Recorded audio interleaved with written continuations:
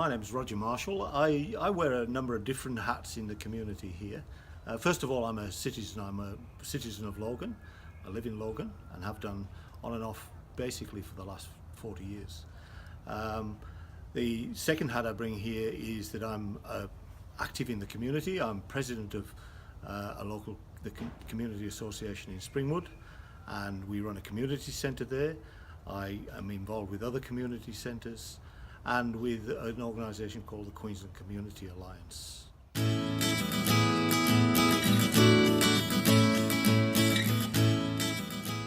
Well, I got in Logan Together because I heard it was starting up, and I'd lived and worked in Logan. I was a high school teacher for a number of years, and what I heard about Logan Together, I thought that's something that that's got some real potential. So I investigated it. I got involved, basically closely involved, when they put out the first prospectus for the organisation, for Logan Together, and I gave some feedback. I gave a critique of it and some feedback, and got invited to join the working party that was involved in it, and I've been involved ever since.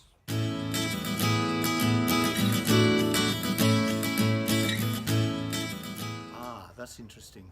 Well, the first thing I bring, I think I bring a sort of a community member perspective, and just an ordinary person on the street. So I bring, if you like, community knowledge to the thing. But I've also got some interest myself. Since I retired from my work as a teacher, I've been doing some study, and my thesis around the topic of, for my PhD thesis, is around the topic of assisting people to enhance well-being in families and communities, which is basically what Logan Together is about. So I suppose I've done a fair bit of thinking, research around those topics, and I bring some of that expertise to it as well. I think the idea of bringing together that professional academic expertise and the expertise of the ordinary person, bringing those two things together, I like to think I try to do that myself, but I think that's a really important aspect of the success of projects like Logan Together.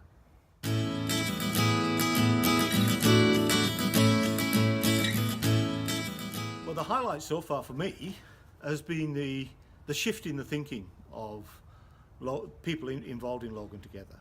It started out, I think, with the idea that we needed to bring together all the agencies that were trying to help and assist in well-being in Logan, in well-being of kids in Logan. So all the government agencies, all the non-government organisations, and we just needed to get them on the same wavelength and working together better. I think it shifted from there to be much more of a whole of community thing, and the realisation that for it to really work, sure, we've got to get all those agencies working together, but we've also got to get the whole of the rest of the community involved and engage the rest of the community.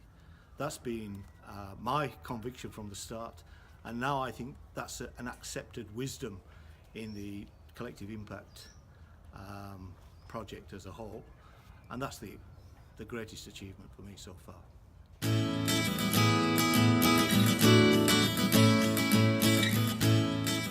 Don't be afraid to bring what you've got to bring it. Everybody living in Logan has got something to contribute to the well-being of young people and children in this community.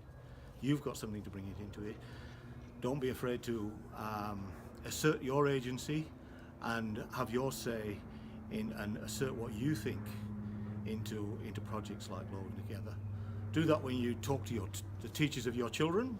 Do it when you talk to the childcare workers. Do it when you talk to the doctors at the hospital. You know, your perspective as a parent, as a grandparent, is really valid, and you need to speak up with that. It would be really good if people could do that. I know it's not easy.